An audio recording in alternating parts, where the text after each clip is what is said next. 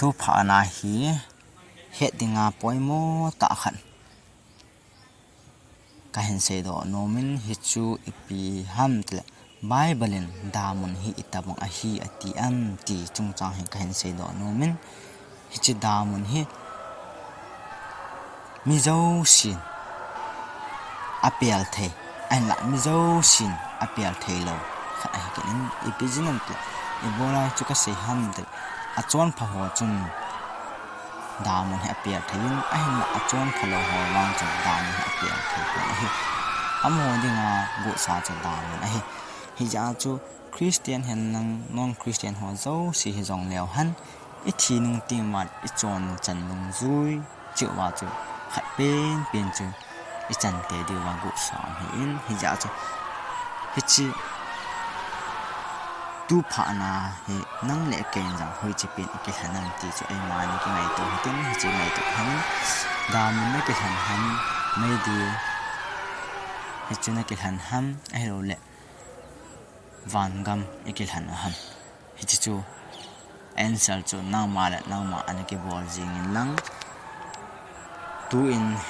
bible in damun chu ipitawan a hi ati am ti na ve hote a khat na second peter bung ni chang som la segi lam chu na le damun chu itawan a hi tiam muthim hang khal to ate kan hi damun chu muthim hang khal a hi ati na hi ani chan a chu Matthew bung som ni langa chang som thum nam che bana le kal hagil namun a hi ati hi damun chu kal hagil namun hiding a hi damun chu athum chan a revelation bung som ni la kha chang ge lam che bana le damun chu mai le ka alam mun jing ton a sen hi andi chan a chu just bung khat chang gut nam che bana le nilopi chungnung nia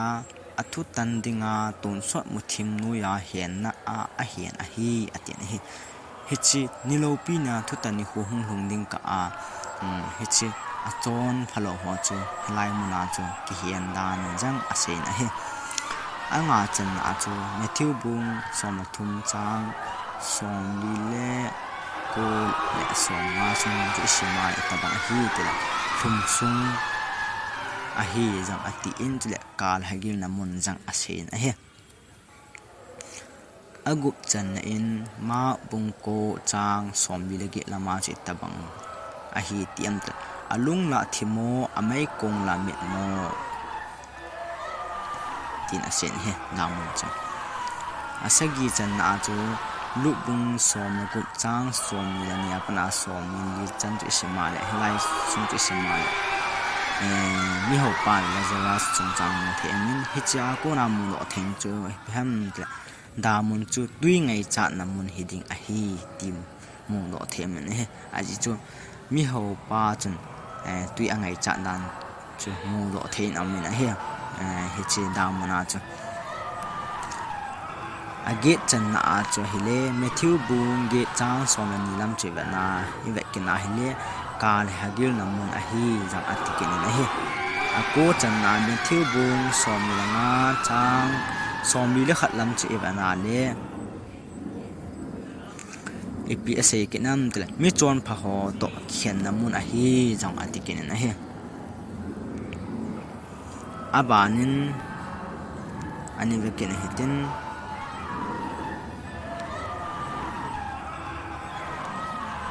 aksom na chui pi to te kan tele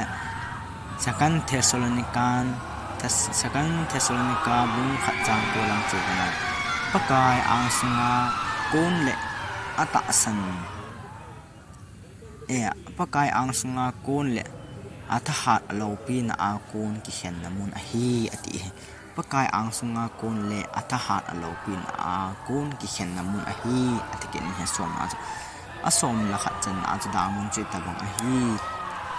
atiam tikel revelation bung som ko chang som ni lang chi na ka le mai ka aleng lung jing jing mai di